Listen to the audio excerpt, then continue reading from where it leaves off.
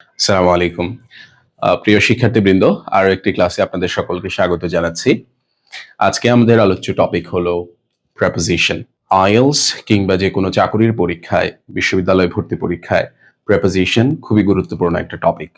যদি প্রেপোজিশনকে ভুলভাবে ব্যবহার করা হয় তাহলে আইএলটিএস রাইটিং এ গ্রামাটিক্যাল অ্যাকিউরেসি যে পার্টটি রয়েছে আমাদের রাইটিং অ্যাসেসমেন্ট ক্রাইটেরিয়াতে, সেটি ব্যাপকভাবে ক্ষতিগ্রস্ত হয়।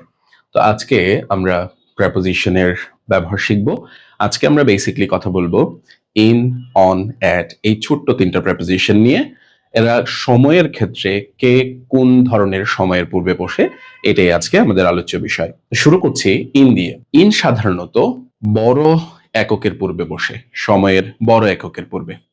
যেমন মান্থ মানে হচ্ছে মাস, ইয়ার বছর, সেঞ্চুরি শতাব্দী, ডেকেইড দশক বা 10 বছর, এরা মানে হচ্ছে যুগ 12 বছর, সিজন ঋতু যেমন উইন্টার, সামার, তারপর উইক অর্থাৎ সপ্তাহ।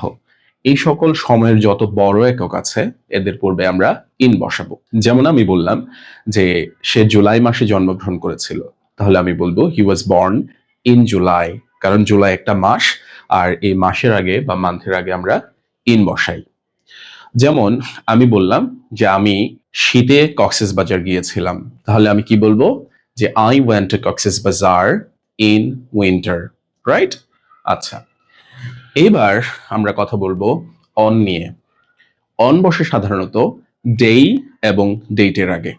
ডেই বলতে সেটা যে কোনো ধরনের ডেই হতে পারে, সেটা ঈদ ডেই হোক, সেটা বার্থডে হোক, অথবা সেটা সানডে, মানডে, যে কোনো ধরনের দিনই হোক না কেন, সেটা ম্যারিজ ডে হোক, সকল ডে এর পূর্বে আমরা অন বসাবো।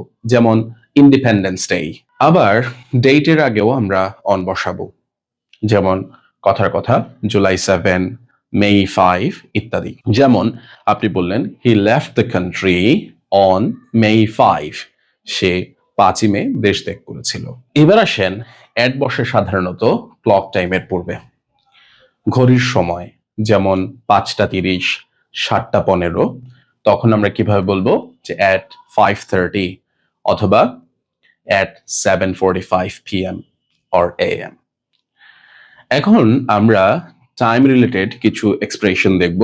মনে রাখবো যে মর্নিং, আফটারনুন এবং ইভিনিং এর আগে ইন বসে। In the morning, in the afternoon, in the evening.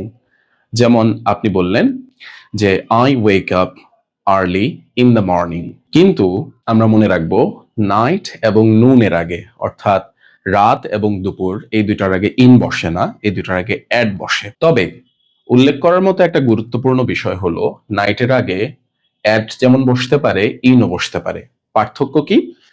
পার্থক্য হলো ইন জেনারেল বা সাধারণত নাইটের আগে অ্যাট বসে। যেমন আপনি বললেন যে I love to study at night, আমি রাতে পড়াশোনা করতে ভালোবাসি। কিন্তু যদি কোনো সুনির্দিষ্ট রাত্রির কথা আপনি বলেন, সেই ক্ষেত্রে আপনাকে ইন দ্য নাইট বলতে হবে। যেমন আপনি বললেন in the night of 25th March 1971 the brutal Pakistani army attacked on the civilians of Bangladesh। এই ক্ষেত্রে আমরা 25শে মার্চের রাতের কথা বোঝাচ্ছি, সুনির্দিষ্ট রাত। সেই ক্ষেত্রে আমাদেরকে অ্যাট নাইট বললে হবে না, in the night of 25th March বলতে হবে। এবার আসেন অ্যাট বসে সানরাইজ এবং সানসেটের পূর্বে, ব্রেকফাস্ট, লাঞ্চ এবং ডিনারের পূর্বেও আমরা অ্যাট বসাই। অন্যদিকে আমরা যেমনটা বলেছিলাম যে ডে এবং ডেটের আগে অন বসে, যদি এমন হয় যে একটা ডে এর কোনো পার্শাল টাইমের কথা বলা থাকে, যেমন Wednesday afternoon, Sunday morning, Monday evening, সেই ক্ষেত্রেও আমাদেরকে তার আগে অন বসাতে হবে। আমরা একটা গুরুত্বপূর্ণ বিষয় মনে রাখবো, সেটা হলো যদি নেক্সট, লাস্ট, এভরি, ইচ ইত্যাদি কোনো শব্দ সময় প্রকাশক কোনো শব্দের পূর্বে বসে, সেই ক্ষেত্রে আমরা আর কোনো প্রেপোজিশন ব্যবহার করতে পারবো না। যেমন আমি বললাম যে আমি গত সপ্তাহে এই ফোনটি কিনেছিলাম, তাহলে কি বলবো? I bought the phone. তখন কিন্তু ইন দ্য লাস্ট উইক বলতে পারবো না। আমরা জানি সাধারণত উইকের আগে কি বসে?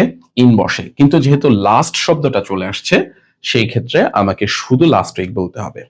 অথবা আপনি বললেন যে আমি নেক্সট উইকে সৌদি আরবে যাব, তাহলে আপনাকে বলতে হবে I will go to Saudi Arabia অথবা kingdom of Saudi Arabia next week, not in the next week, next month, not in the next month. তো আশা করছি আজকে আমরা ইন, অন, এট এর ব্যবহার নিয়ে ডিফারেন্ট কন্ডিশনে স্পেশালি টাইমের সাথে কোথায় ইন, কোথায় অন, কোথায় এট বসে সেটা নিয়ে আমরা আলোচনা করেছি। আশা করছি এখন থেকে আপনারা আপনাদের রাইটিং, স্পিকিং এ এগুলোকে সচেতনভাবে ব্যবহার করবেন।